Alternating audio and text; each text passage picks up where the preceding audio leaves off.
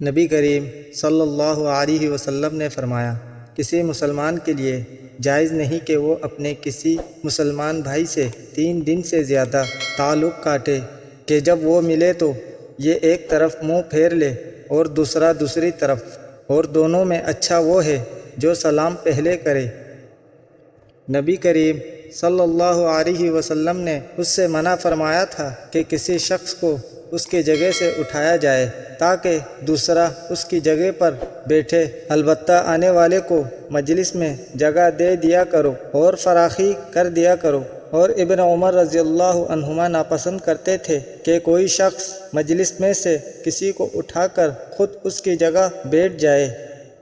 رسول اللہ صلی اللہ علیہ وسلم نے فرمایا، کیا میں تمہیں سب سے بڑے گناہ کی خبر نہ دوں؟ صحابہ رضی اللہ عنہم نے عرض کیا، کیوں نہیں یا رسول اللہ؟ آپ صلی اللہ علیہ وسلم نے فرمایا کہ اللہ کے ساتھ شرک کرنا اور والدین کی نافرمانی کرنا۔ آپ حدیث سننا پسند کرتے ہیں تو ہمارے چینل کو ضرور سبسکرائب کریں اور گھنٹی کے بٹن کو آل پر سیٹ کر دیں تاکہ ہمارے تمام نئے آنے والی احادیث آپ تک بر وقت پہنچتی رہے۔ شکریہ۔